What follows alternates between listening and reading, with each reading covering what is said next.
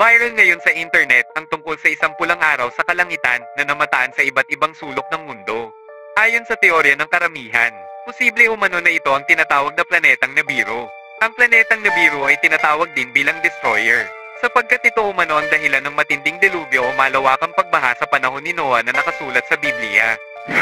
Ang Nibiru ay nabanggit rin sa isang banal na kasulatan o isa pang Biblia na tinatawag na Kolbren.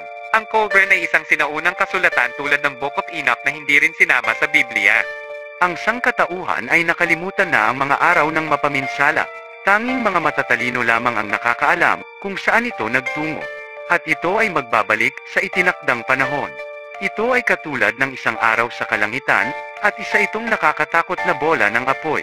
Ayon sa mga Sumerian tablets, may isang malaking pinsalang naganap nang lumapit ang Nibiru sa planetang Earth at ito umano ay may mga senyales.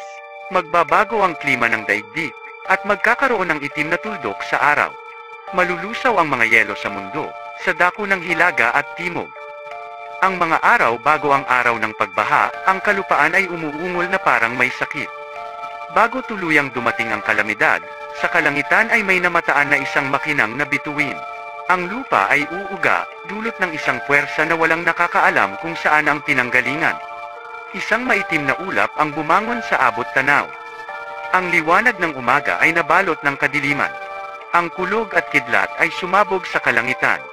At ang lahat ng yelo sa mundo ay natunaw at sumanib sa karagatan. At sinabi sa mga kasulatang ito na muling magbabalik ang planetang Nibiru sa takdang panahon.